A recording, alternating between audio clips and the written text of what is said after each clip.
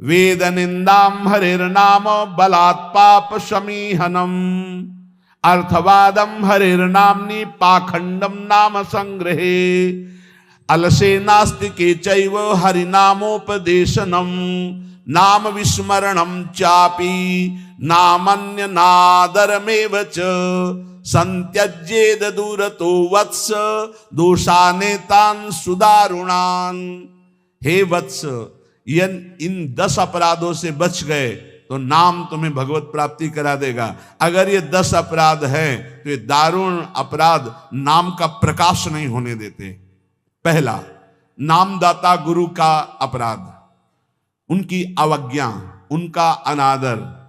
गुरुर अवज्ञा पहला अपराध है। जो नामदाता गुरु की अवज्ञा करता है, चाहे जितना सर के बल खड़े होकर के साधन कर लो, वो मंत्र और नाम सिद्ध ही नहीं हो सकता, क्योंकि मंत्रदाता का अपराध करने वाले के हृदय में कहीं मंत्र प्रकाशित होता है। एक प्रसंग आता है ब्रज के भक्तों में, गुरु मंत्र लिया और गुरु सेवा में कुछ दिन रत रहे, तो कुछ ऐसा उनके अंदर भाव है कि एकांत में भजन करें। ये सब क्या है, सेवा और सब भजन में। एक दिन उनके गुरुजी ने उनके पास सूचना भेजी कि आ जाओ, बहुत हो गया। सोचा, और गुरुजी कुछ दिन में पधार गए। सारा भजन साधन सब खत्म। अब उनके सारांश में बताया तो बहुत बड़ा उनका प्रसंग, बहुत व्याकुलता हुई उनकी। सब संतों से, बड़े बड़े संतों से पूछा, बिल्कुल ऐसी बहिर्मुखी स्थिति, कोई भजन नहीं, कोई। उनका गुरु अवज्ञा हो गई, गुरु अपराध हो। बोले अब कैसे, गुरु जी तो पधार गए। बोले बिना गुरु कृपा के अब कुछ नहीं होने वाला। आसन लगाओ गुरुदेव का, आवाहन करो, भूख प्यास सहते हुए खूब रो चिल्लाओ। जब गुरु जी इस पे प्रकट हो जाए आसन पर, वो संभाल ले तो संभाल ले, नहीं जीवन व्यर्थ चला गया।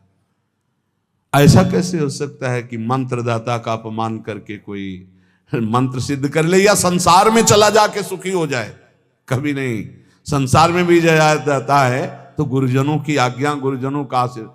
जब ब्याह होता है तो गुरुजनों का आशीर्वाद, आचार्य का आशीर्वाद, देवी देवताओं का पूजन बड़ा मंगलमय होता था। इसीलिए अब आज का जो जीवन गृहस्थी का बड़ा संकटपूर्ण जीवन है, क्योंकि ना तो आचार्यों का आशीर्वाद है, ना गुरुजनों की सलाह है, ना भगवत मनमानी आचरण बेविचार प्रवृत्तियां बढ़ रही हैं, तो कौन इन सब बातों को माने।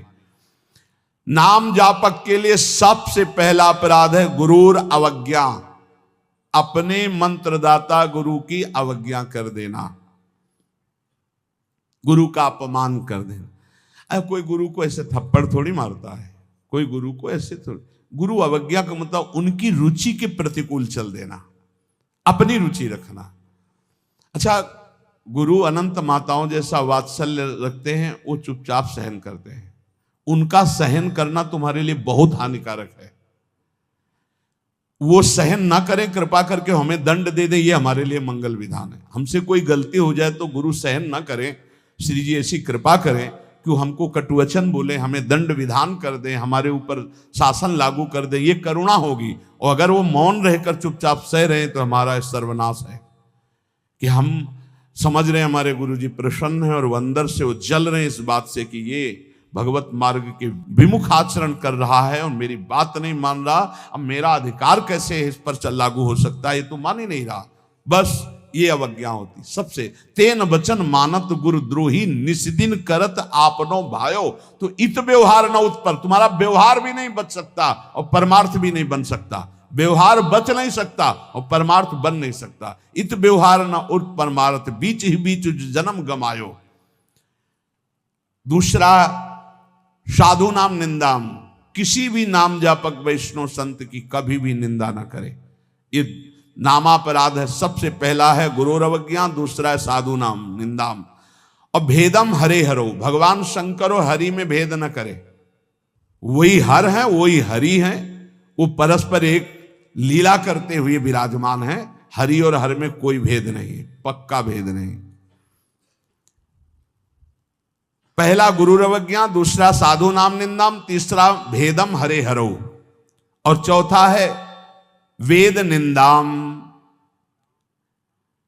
वेद भगवान का वांग्मय स्वरूप है, किसी की रचना नहीं है। भगवान वेद व्यास जी ने वेद का विभाग किया है।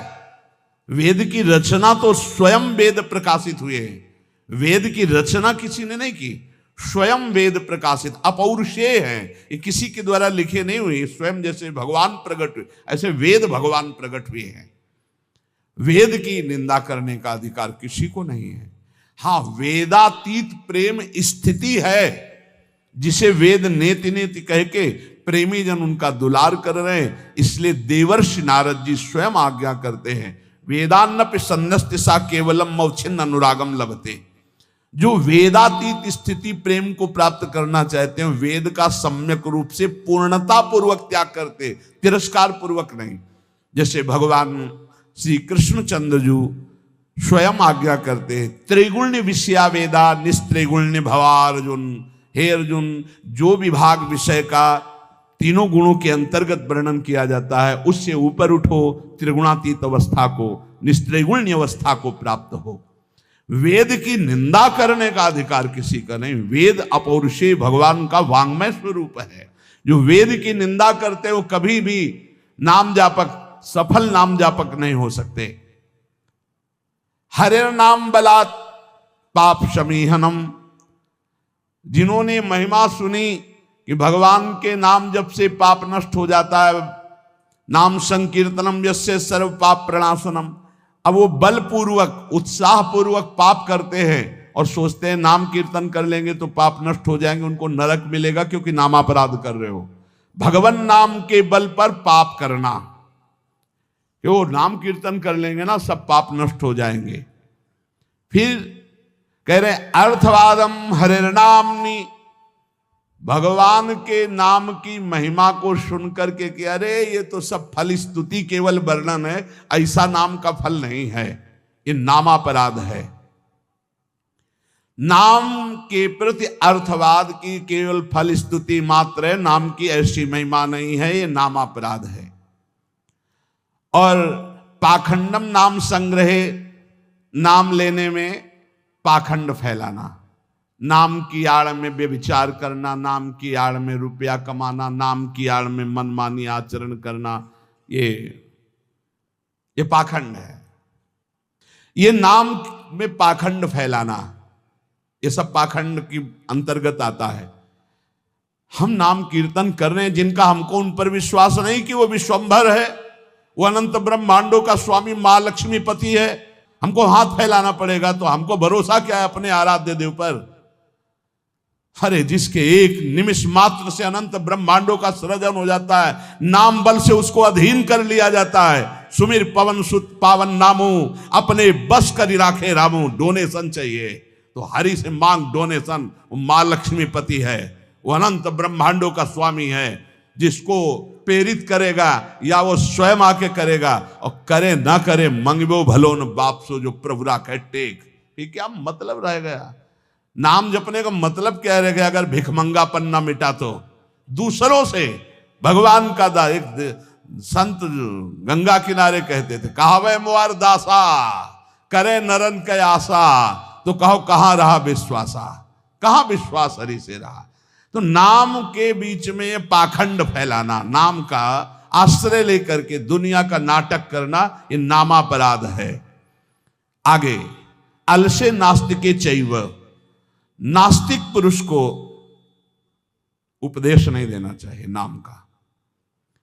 जो आलसी है, अब जैसे ऐसे भी आते, हमारा भजन में तो मन नहीं लगता है, हमसे ये तो सब होता नहीं है, भजन में मन नहीं लगेगा, भागवती कार्य तुमसे नहीं होंगे, भोगों में बढ़िया मन लग रहा है, प्रपंच करने में मन लग रहा है, तो फिर नरक में भी मन लगे या ना लगे वहां जाना पड़ेगा आपको, दंड तुम्हें भोगना पड़ेगा। भजन में मन नहीं लगता, घंटों प्रपंच और चतुरासी जी के पाठ करने में दम नहीं है, फिर पाठ कर भजन करने में जबान दर्द करेगी, 2 घंटा प्रपंच बोलने में जबान दर्द नहीं करेगी। पता नहीं कौन सी ऐसा जादू माया ने कर दिया है कि लाख समझाओ समझ में नहीं आता। गुनगुनाना है तो प्रभु के गीत गुनगुनाओ, आपका जीवन पावन, आपसे जो मिल जाए उसका जीवन पावन। आपको नाम जप करो, खूब गृहस्थी के कार्य करो, कौन मना करता है। आलसी और नास्तिक को भगवान नाम उपदेश करना, और अलसे नास्तिके च हरि नामोपदेशनम, नाम विस्मरण। जब नाम की महिमा इतनी सुन ली, परम पूज्य श्री प्रथम गुरु नानक देव जी की कल बाणी में था कि जब तक जीऊं तब तक नाम, नाम छूटे तो मृत्यु। ये कल शाम के कई बार ये बात नानक साहब की, इसकी क्या बात, जब तक जीऊं तब तक नाम, नाम तब तक जीऊं, नाम छूटा मृत्यु। ऐसा नाम से प्रेम, भगवान नाम की महिमा सुनकर नाम न जपना, नाम को भूल जाना, और नामान्य अनादर मेवच, नाम का अनादर करना। जैसे चर्चा की कि अपनी दुकान खूब चले इसलिए नाम छाप दिया, रूप छाप दिया भागवती, या ऐसे आप कार्ड विवाह के छाप दिए जिनमें नाम है, रूप है, भगवत भाव, या आप अपनी गाड़ी पे नाम लिख दिए, पीछे लिखा है मोटरसाइकिल में श्री हरिवंश या राधा, और जूता सहित ऐसे टांग उठाकर उसमें बैठते हो। तुम्हारी दिमाग है, इसमें लिखा है देखो, नाम में अनादर में वचे, नामापराध कर रहे हो। जो तुम्हारे हृदय में चलना चाहिए वो तुम्हारे वहां ऐसे पानी डाला तुम्हारे जूते में बह के आ रहा है। वही नाम का जब हम अभिषेक करते हैं तो चरणामृत लेते हैं। नाम का अनादर करना है नामापराध। इसलिए बहुत सा यहां लिखे राधा राधा, राधे राधे कपड़े में, उसी बाथरूम में जहां लघु शंका करते हो उसी राधा नाम का कपड़ा धो रहे हो। जानते हो क्या कर रहे हो? नामापराध कर रहे हो, नाम का अनादर कर रहे हो। उसी राधा नाम का हम चरणामृत लेते हैं। इसीलिए अगर कोई वस्त्र ऐसा है, चद्दर राधा नाम का, वस्त्र राधा नाम का, तो यमुना जी में यहां आकर के, नहीं तो कभी मत धो, केवल पहन लो, टांग लो, दर्शन करो। उसको प्रयोग में लाओगे, धोगे उन बाथरूमों में संसार के जहां लघु शंका करते हो, जहां स्नान करते हो बहुत होश में। तो ये 10 नामापराध सनत कुमार जी कहते हैं, इनसे बच जाए तो नाम का फल मिलता। पहला है गुरु का अपमान करना, दूसरा है साधु महात्माओं की निंदा करना, तीसरा भगवान शिव और हरि में भेद करना, चौथा वेद की निंदा करना, पांचवा भगवान नाम के बल पर पाप करना, छठवां भगवान नाम की महिमा को अर्थवाद समझना, सातवां नाम लेने में पाखंड फैलाना, आठवां आलसी और नास्तिक को भगवान नाम उपदेश करना, नवां भगवान नाम की महिमा सुनकर भगवान नाम न जपना, और 10वां नाम का अनादर करना। वह परमात्मा नीचे है, ऊपर है, वही पीछे है, वही आगे है, वही दाहिने, वही बाएं है, वही सर्वत्र है। जो ऐसा जान जाता है, न पश्यो मृत्युम पश्यति, न रोगम नोत दुखाता, सर्वाः पश्यः पश्यति सर्वमाप्नोति सर्वस इति। जो ऐसा अनुभव कर लेता है, गीता जी, बहिरंतश्च भूतानाम अचरम चरमेव च, सूक्ष्मात् तद्विज्ञेयम दूरस्थम चान्तिके च तत्। वो दूर है, वो बहुत नजदीक है, वो बाहर है, वो भीतर है, वो ऊपर है, वो नीचे है, वो समस्त भूतों में है। ऐसा जो अनुभव कर लेता है वो जीवन मुक्त महापुरुष होता है। तो या करें, न पश्यो मृत्युम पश्यति, मृत्यु की ताकत नहीं, उसको देख ले जो ऐसा अनुभव कर लेता है। इतनी ऊंचाई पर होता है कि मृत्यु का प्रहार स्पर्श भी नहीं कर सकता। न रोगम, कोई रोग उसे दुख नहीं पहुंचा सकता। नोत दुखता, कोई भी भयानक विपत्ति दुख इसका स्पर्श नहीं कर सकती। समझो इस बात को। यदि भगवत प्राप्ति हो गई तो कोई भी दुख, कोई भी रोग, कोई भी शोक, कोई भी भयानक विपत्ति। सुना महामहिम पूज्य श्री अर्जुन देव जी का पावन बलिदान अपने धर्म के प्रति। कहा, तेरा किया मीठा लागे। 5 दिन की जो यातना सुनी, थर्रा गया हृदय केवल सुन करके। और वो महापुरुष की मुस्कुराहट में कोई अंतर नहीं। न पश्यो मृत्युम पश्यति, न रोगम नोत दुखताः, सर्वाः पश्यः पश्यति सर्वमाप्नोति सर्वस्व इति। वेद कहता है मृत्यु भी उसे देख नहीं सकती। कोई रोग, कोई शोक, कोई विपत्ति, कोई संकट, कितनी बड़ी बात है। तेरा किया मीठा लगे, हरि नाम पदारथ नानक मांगे। विकल हो जाता है हृदय से। महापुरुषों का कितना बड़ा भयानक पीड़ा का समय, और उनको कोई कष्ट का आभास। ये देखो वेद कहता है न पश्यो मृत्युम पश्यति, मृत्यु की ताकत नहीं कि उसको दुख दे दे, रोग की ताकत नहीं, भारी विपत्ति दुख की ताकत नहीं। जो देखता है क्या, आगे पीछे ऊपर नीचे सर्वत्र मेरा भगवान। वो क्या कह रहे, आप में इतनी सामर्थ्य कि आप पूरे तख्त को भस्म कर सकते, मुझे आदेश करो। वो पीर मियां मैं भस्म कर देता हूं। तो उनका नहीं, वाहेगुरु का किया सब मीठा लगे। वाहेगुरु परमात्मा परमेश्वर उनका किया सब मीठा लगे। वाहेगुरु का विधान बड़ा मधुर है, वो कह रहे थे। बड़ा सोचो, ये बौद्धिक स्तर कैसे समझ पाएगा उन महापुरुषों की स्थिति को। ये वेद बता रहा है न पश्यो मृत्युम पश्यति नरोगम नोत दुखताः सर्वाः पश्यः पश्यति सर्वमाप्नोति सर्वस इति। बोले स्थिति कैसे प्राप्त होती, ये सनत कुमार जी के वचन है। बोले आहार शुद्धौ सत्व शुद्धे सत्व शुद्धौ ध्रुवा स्मृति स्मृति लंबे सर्वग्रंथि नाम विप्रमोक्षः। जिसका आहार शुद्ध है, चरित्र शुद्ध है, आचरण शुद्ध है, वही महापुरुष स्मृति को प्राप्त होता है। सत्व शुद्धि, आहार शुद्ध होने पर ही अंतःकरण शुद्ध होता, अंतःकरण शुद्ध होने पर आचरण पवित्र होते हैं। चरित्रवान, जो पवित्र चरित्र वाला, वही भगवती स्मृति को जागृत करता है।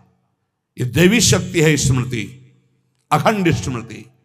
जिस समय अखंड स्मृति जागृत होती है तो कह रहे स्मृति लंबे सर्व ग्रंथि नाम विप्रमोक्षः।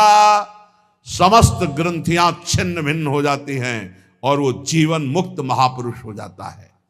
इसलिए इन कामों से दूर रहो। निवृत्ति ही श्री सनत कुमार जी का उपदेश, निवृत्ति कर्मणः पापात् सततम पुण्यशीलता सदवृत्ति समुदाचारः श्रेय एतदनुत्तमं मानुष्यम सुखम प्राप्य यह सज्जाति समुह्यति नालम स दुःख मोक्षाय संगो वै दुःख लक्षणाः। भूल कर भी कोई पाप कर्म मत करना, नहीं तो ये नष्ट कर देगा। कोई और नहीं, तुम्हारा पाप कर्म ही तुम्हारी बुद्धि में बैठकर या अन्य की बुद्धि में बैठकर तुम्हें दंड दे देगा। सदा सत्कर्म करो, सदाचरण करो, पाप कर्म से डरो। सनत कुमार जी कह रहे साधु पुरुष जिसे आदेश करते हैं कि ये करना चाहिए, वही बर्ताव पुण्य कहलाता है, और जिसे कहा जाता है ये नहीं करना चाहिए, वही पाप कहलाता है। उत्तम आचरण करने वाले बनो, सदाचार पालन करो। जहां सुख का नाम नहीं है, ऐसे मानव शरीर को पाकर विषय भोगों में रत जो होता है, वो अज्ञान में डूब जाता है। विषयों का संयोगी सीधे नरक गमन।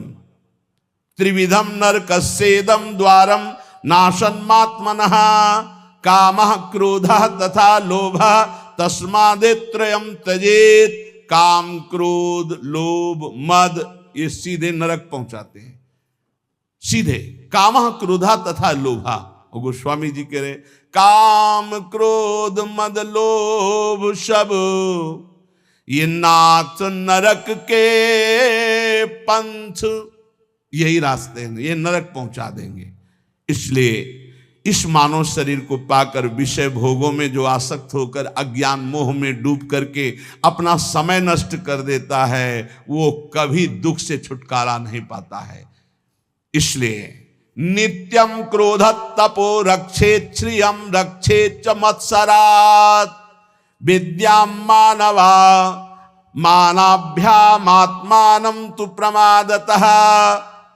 मनुष्य को चाहिए, साधक को चाहिए कि जब उसका भजन बढ़ता है तो उसके भजन को नष्ट करने के लिए, तप को नष्ट करने के लिए क्रोध बहुत बढ़ जाता है।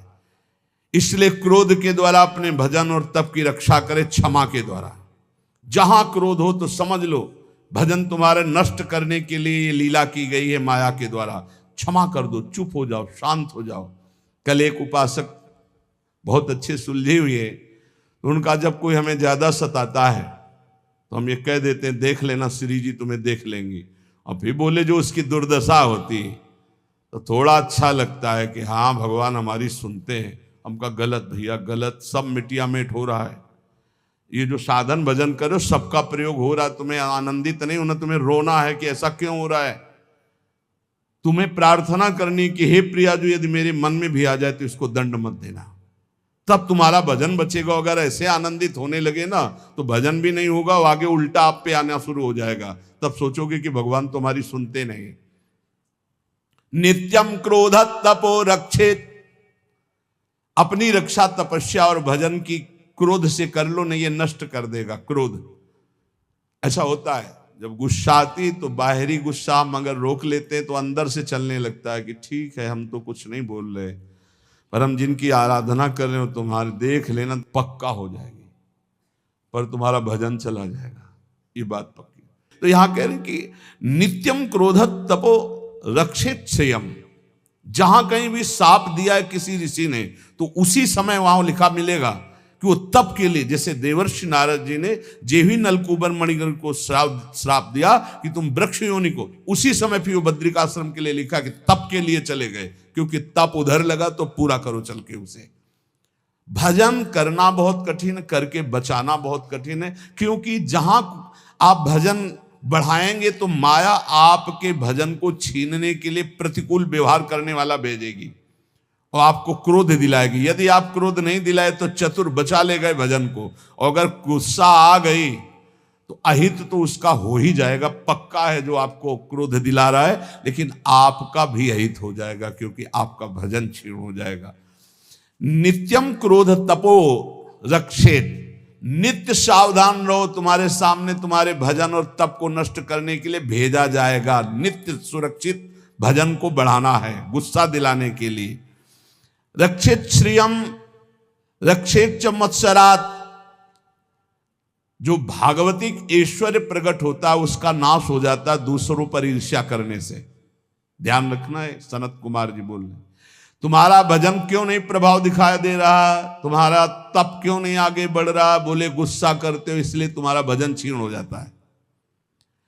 बोले तुम्हारी भागवतिक संपत्ति वैभव क्यों नहीं बढ़ रहा, आध्यात्मिक, बोले तुम किसी से डाह करते हो, ईर्ष्या करते हो, मत्सरता करते हो। तो रक्षेत च मत्सरात रक्षेत श्रियम, अपने भागवतिक ऐश्वर्य की सुरक्षा के लिए किसी से ईर्ष्या मत करो, किसी से डाह मत करो। विद्याम मानावमानाभ्याम आत्मानं तु प्रमादतः, तुम्हें जो ज्ञान प्राप्त हुआ है वो नष्ट हो जाएगा यदि मान सम्मान में लग गए या अपमान में बुरा मानने लगे। मान सम्मान को अच्छा मानने लगे और अपमान को बुरा मानने लगे जो संसारियों को लगता है। अगर तुम ऐसा माने तो तुम्हारी विद्या नष्ट हो जाएगी जो तुम्हें भागवतिक ज्ञान प्राप्त हुआ है। इसीलिए श्रीपाद प्रबोधानंद जी ने वृंदावन महिमामृत में कहा, सम्मानम कलयाति घोर गरलम नीचापमानम सुधाः, सम्मान को घोर विष के समान समझो, नीच पुरुषों द्वारा किए हुए अपमान को अमृत के समान समझो। नीच पुरुषों के द्वारा जिसे तुम अपने शासन में ले सकते हो, तप के द्वारा नष्ट कर सकते हो या व्यवहार बल के द्वारा नष्ट कर, सब कुछ है, लेकिन आप सह गए, कुछ नहीं बोले। नीचा अपमानम सुधा, अमृत की तरह पी गए अपमान को, तो आप अपने भजन को बचा ले गए, अपने ज्ञान को बचा ले गए, अपनी विद्या को बचा ले गए। और यदि कोई सम्मान कर रहा है, आप हर्षित हो रहे, आनंदित हो रहे, मेरा सम्मान हो रहा है, तो आपका सद्ज्ञान नष्ट हो जाएगा। बोल रहे श्री सनत कुमार जी, विद्याम मानावमानाभ्याम आत्मानं तु प्रमादतः, जो विद्या है, जो ज्ञान है आपका, वो इसीलिए प्रवीण नहीं हो पा रहा क्योंकि मान अपमान में आप उसको खो देते हैं। मान अपमान विद्या को नष्ट कर देता है, ईर्ष्या भागवतिक ईश्वर को नष्ट कर देती है, क्रोध भागवतिक भजन और तप को छीन कर देता है। अब अपनी आत्मा के बंधन को बचाइए प्रमाद से।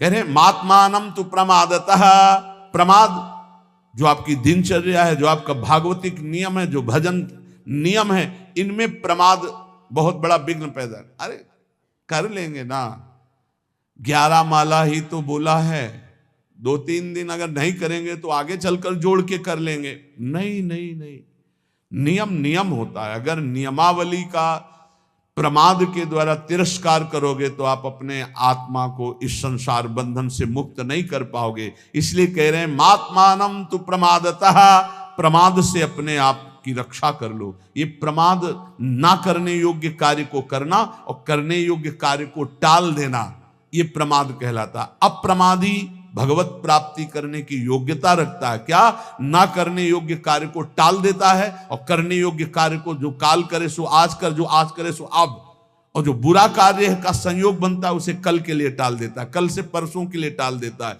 वो उसको टालता रहता है बुरे भाव को, और अच्छे भाव को तत्काल करता है, उसे अप्रमादी कहते हैं। जो प्रमादी होता है वो अच्छे भाव को कल के लिए टाल देता है, बुरे भाव को तत्काल कर लेता है। तो इससे आत्मबंधन उसका दृढ़ हो जाता है। आन संशयम